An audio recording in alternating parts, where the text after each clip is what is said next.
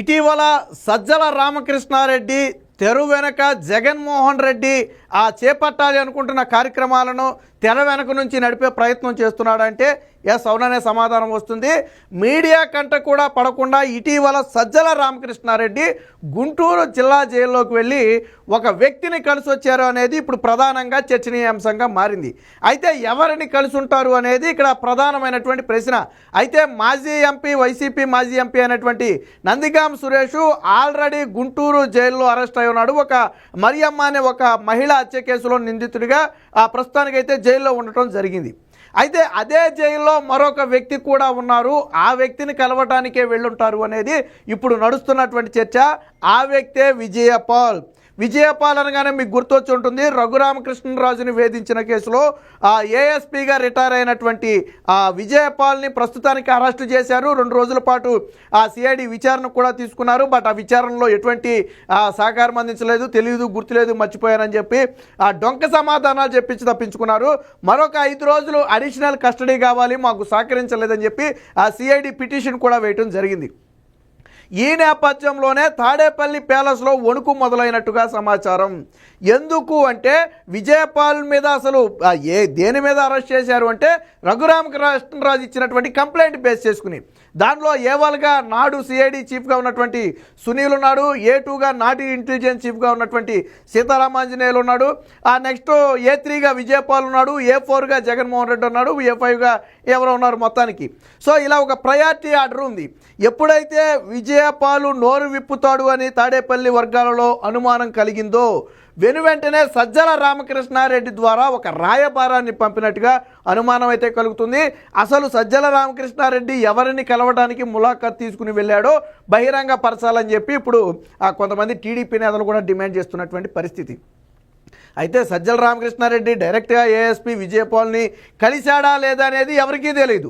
వాస్తవానికి డైరెక్ట్గా విజయపాల్ని కలవడానికే ములాఖాత్ తీసుకుని ఉంటే ఇందులో రాజకీయ అనుమానాలు బలంగా పెరుగుతాయి. బట్ విజయపాల్ పేరు మీద కాకుండా నందిగామ సురేష్ పేరు మీద తీసుకోవడం. వాస్తవానికి నందిగామ సురేష్ని గతంలో ఒక జగన్మోహన్ రెడ్డి పరామర్శించాడు తప్ప ఎవరూ కూడా పరామర్శించలేదు. 4 నెలల నుంచి ఆల్రెడీ నందిగామ సురేష్ జైల్లోనే ఉన్నాడు. ఏదో నిన్న మొన్న అరెస్ట్ అయిన వ్యక్తి కాదు, ఈరోజు వెళ్ళి కలవడానికి 4 నెలల నుంచి జైల్లోనే ఉన్నాడు.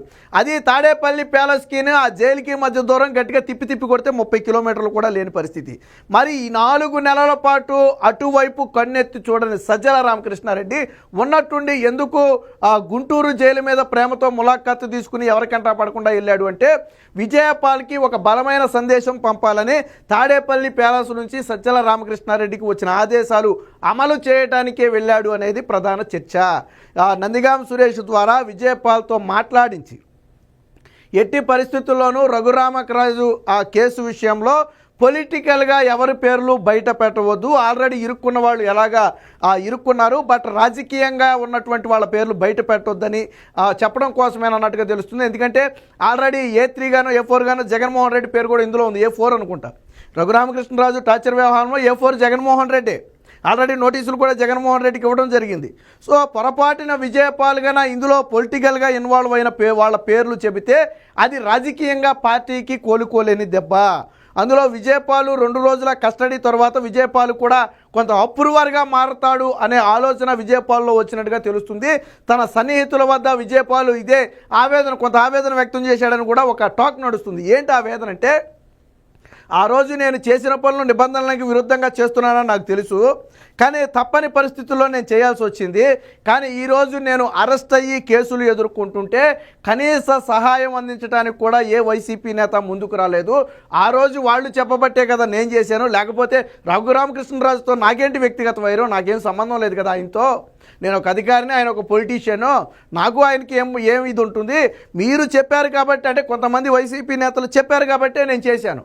కానీ ఈరోజు నేను జైలుకి వస్తే కనీసం నన్ను దేకేవాళ్ళు లేడు, నా కుటుంబాన్ని పట్టించుకునేవాళ్ళు లేడు, లీగల్గా నాకు సహాయం చేస్తాననేవాళ్ళు లేడు.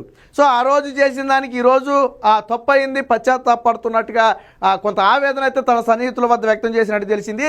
ఎప్పుడైతే ఈ సమాచారం తాడేపల్లి వర్గాలకు చేరిందో పొరపాటున 5 రోజుల కస్టడీకి కన్నా మళ్ళీ సిఐడికి కోర్టు కన్నా సిఐడికి ఇస్తే ఖచ్చితంగా రఘురామకృష్ణరాజు వ్యవహారంలో జరిగింది ఉన్నట్టుగా పోసగుచ్చి చెప్పే అవకాశం ఉందనే ఒక భయంతోనే నోరు మెదపొద్దని చెప్పడానికి వెళ్ళినట్టుగా ఉంది.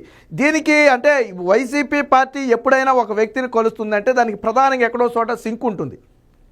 మీకు గతంలో కూడా నందిగామ సురేష్ అరెస్ట్ అయిన వెంటనే జగన్మోహన్ రెడ్డి కలవలేదు. కానీ ఎప్పుడైతే ఆ పెగాసం బ్యారేజీని కూల్చడానికి బోట్లతో ఢీకొట్టారు, ఆ బోట్లతో ఢీకొట్టిన బోట్లన్నీ కూడా నందిగామ సురేష్కు చెందిన బోట్లు అని ఎప్పుడైతే వార్త వచ్చిందో జగన్మోహన్ రెడ్డి బెంగళూరు వెళ్ళిపోయి మన్నాడే తిరిగి వచ్చి నందిగామ సురేష్ని కలిసి వెళ్ళాడు. వాస్తవానికి అప్పటికే నందిగామ సురేష్ అరెస్ట్ అయ్యి జైల్లో ఉన్నాడు. వారం 10 రోజులు అయి ఉంటుంది అప్పటికే అరెస్ట్ అయ్యి. జగన్మోహన్ రెడ్డి వెళతా పరామర్శించి బెంగళూరు వెళ్ళొచ్చు.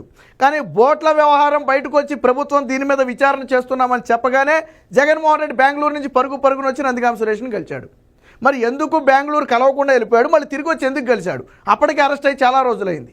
ఇప్పుడు కూడా చూడండి, కరెక్ట్గా విజయపాల్ అప్రూవర్గా మారతాడు, ఆ విజయపాల్ కొంత మనోవేదనకు గురవుతున్నాడు అనే సమాచారం వచ్చిన వెంటనే మళ్ళీ నందిగామ సురేష్ని కలవడానికి మనిషి వెళ్ళిపోతాడు. వాళ్ళకి కలిసి వచ్చింది ఏంటంటే ఇద్దరు ఒకే జైల్లో ఉండటం అనేది ఈరోజు వాళ్ళకి కలిసి వచ్చినటువంటి అంశం గుంటూరు జిల్లా జైల్లో. దీని మీద రాజకీయ వర్గాల్లో అయితే తీవ్ర చర్చ నడుస్తుంది. వీటన్నిటికీ ఎందుకు అనుమానాలు బలపడుతున్నాయి అంటే ఇప్పుడు జగన్మోహన్ రెడ్డి ఉన్నాడు, ఓపెన్గానే కలిశాడు, అంటే జగన్మోహన్ రెడ్డి వెళ్తాడని తెలుసు, కలిశాడు, మీడియాతో మాట్లాడాడు, బాగానే ఉంది. కానీ సజ్జల రామకృష్ణారెడ్డి గుట్టు చప్పుడు కాకుండా మూడో కంటికి తెలియకుండా ములాఖాతు తీసుకోవటం, ఆ టయానికి వెళ్ళటం, కలవటం, మాట్లాడటం, తిరిగి వచ్చేయడం కూడా జరిగింది. కానీ ఇక్కడ $1000 ప్రశ్న ఏంటంటే ఎవరి పేరు మీద ములాఖాతు తీసుకున్నారు? విజయపాల్ పేరు మీద తీసుకున్నారా లేదా నందిగామ సురేష్ పేరు మీద తీసుకున్నారా? నందిగామ సురేష్ పేరు మీద కన్నా తీసుకుంటే నందిగామ సురేష్ ద్వారా అక్కడే ఉన్నటువంటి విజయపాల్కి సమాచారం పంపడం వీళ్ళ ప్రధాన ఉద్దేశమై ఉండొచ్చు.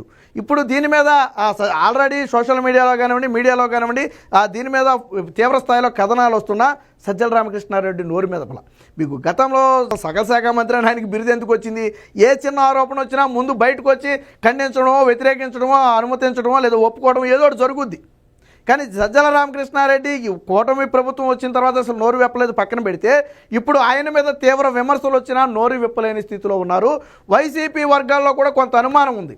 నిజంగా సజ్జల రామకృష్ణారెడ్డి విజయపాల్ కోసం వెళ్ళాడా లేకపోతే నందిగామ సురేష్ కోసం వెళ్ళాడా? లేదు, నందిగామ సురేష్ కోసమే అనుకుందాం. 4 నెలల తరువాత ఎందుకు ప్రేమ పుట్టుకొచ్చింది నందిగామ సురేష్ మీద? 4 నెలల నుంచి జైల్లోనే ఉన్నాడు. దాదాపుగా 120 రోజులు పైబడి జైల్లోనే ఉన్నాడు నందిగామ సురేష్. 120 రోజుల తర్వాత ఎందుకు నందిగామ సురేష్ మీద ప్రేమ పుట్టుకొచ్చింది?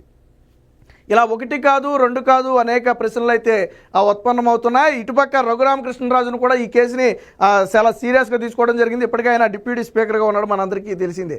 ఎట్టి పరిస్థితుల్లో అసలు దొంగ ఎవరు? రఘురామకృష్ణరాజు చెప్పేది ఎవరు?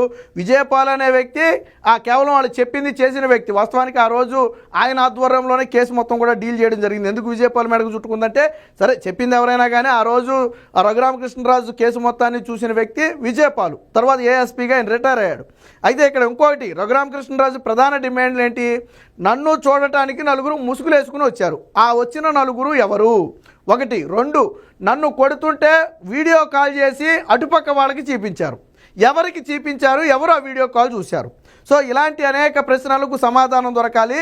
విజయపాల్ నోరు విప్పితే ఈ 2 ప్రశ్నలకు సమాధానం దొరుకుద్ది. ఆ రోజు దీనికి సంబంధించి 4 వచ్చారు అనడానికి ఆ రోజు ఎవరైతే అక్కడ సెక్యూరిటీ వద్ద ఉండి మొత్తం రికార్డు నోట్ చేసుకుంటారో సెక్యూరిటీ గార్డులు కూడా ఏం చెప్పారు? 4 వచ్చిన మాట వాస్తవేనండి అని చెప్పారు.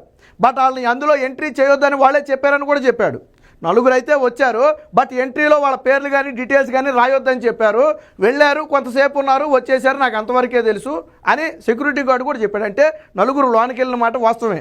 మరి మాస్కులు వేసుకుని రఘురామకృష్ణరాజును కొడుతున్న సమయంలో వెళ్లాల్సిన అవసరం ఎవరికి ఉంది? ఎవరున్నారు అందులో? కొమ్మది సజ్జల రామకృష్ణారెడ్డి ఏమైనా ఉన్నాడు ఆ 4లో? ఏమో ఎవరికి తెలుసు. తీసుకెళ్లిన వ్యక్తి అయితే సునీల్ తీసుకెళ్లాడు లోనికి, కానీ వెళ్ళింది ఎవరనేది ఎప్పటికీ తెలియని ప్రశ్న. రెండోది, వీడియో కాల్ ఎవరు చూశారు? ఆ రోజు రఘురామకృష్ణరాజు మొదటి నుంచి ప్రధానంగా చేస్తున్న ఆరోపణ ఒకటే, నన్ను కొడుతున్నప్పుడు జగన్మోహన్ రెడ్డి చూశాడు, జగన్మోహన్ రెడ్డికి వీళ్ళు వీడియో కాల్ చేసి చూపించారు అనేది రఘురామకృష్ణరాజు చేస్తున్న ఆరోపణ. అయితే అది జగనా కాదా అనేది పోలీసులు తేల్చాలి.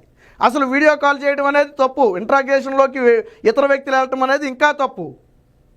కాబట్టి ఇలాంటి అనేక ప్రశ్నలకు విజయపాల్ నోరు విప్పితే సమాధానం దొరికే అవకాశం ఉంది. ఒకవేళ పొరపాటున వచ్చిన వ్యక్తులు పొలిటీషియన్స్ ఉన్నారని తెలిసినా లేదా వీడియో కాల్ ఒక పొలిటీషియన్కే చేసి చూపించారు అని తెలిసినా అది రాజకీయంగా తీవ్ర దుమారం రేపుతుంది. వైసీపీ పార్టీని ఉక్కిరి బిక్కిరి చేస్తుంది. రాజకీయంగా ఒక రకంగా వాళ్ళ పతనానికి పునాదిగా మారే అవకాశం ఉంది. ఎందుకంటే ఇలాంటి సైకో చర్యలను ప్రజలు కూడా యాక్సెప్ట్ చేయరు. కాబట్టే ముందు జాగ్రత్తలో భాగంగా అది వాళ్ళ మెడకు చుట్టుకోకుండా ఉండటం కోసం, ప్రజల్లో అబాసుపాలు కాకుండా ఉండడం కోసమే, ఈ మొత్తాన్ని నీరుగార్చడం కోసం విజయపాల్ నోరు వెప్పొద్దని చెప్పడం కోసమే సజ్జల రామకృష్ణారెడ్డి గుంటూరు జిల్లా జైలుకి ఎవరికి మూడో కంటికి తెలియకుండా వెళ్ళాడు అనేది ప్రధానంగా నడుస్తున్నటువంటి వార్తన. అనేక మీడియాలో ఈ కథనాలు వస్తున్నప్పటికీ అటు వైసీపీ వర్గాలు కానివ్వండి, ఇటు సజ్జల రామకృష్ణారెడ్డి కానివ్వండి, ఇంతవరకు దీని మీద నోరు మెరపలేదు. అది వాస్తవమని కానీ అవాస్తవమని కానీ, నేను వెళ్ళానని కానీ వెళ్ళలేదని కానీ, అంటే ఒకవేళ నేను వెళ్ళలేదని కూడా ఖండించవచ్చు, కానీ అలా కూడా ఖండించట్లా. ఒకవేళ నేను వెళ్ళలేదు అంటే ప్రభుత్వం ములాఖత్ రికార్డులు బయటకు తీయొచ్చు. ఒకవేళ నేను వెళ్ళాను అంటే ఎందుకు వెళ్ళా, ఎవరిని కలవడానికి వెళ్ళావు అనే దానికి సమాధానం చెప్పాలి. పోనీ నేను నందిగామ సురేష్ కోసం వెళ్ళానంటే 4 నెలల తర్వాత ఎందుకు వెళ్ళాడనే దానికి సమాధానం చెప్పాలి. ఇలా 1 కాదు 2 కాదు అనేక ప్రశ్నలు వస్తాయి. కాబట్టి గప్చిప్గా ఎవరు నోరు విప్పటం లేదనేది ప్రధానంగా రాజకీయ వర్గాల్లో నడుస్తున్న చర్చ.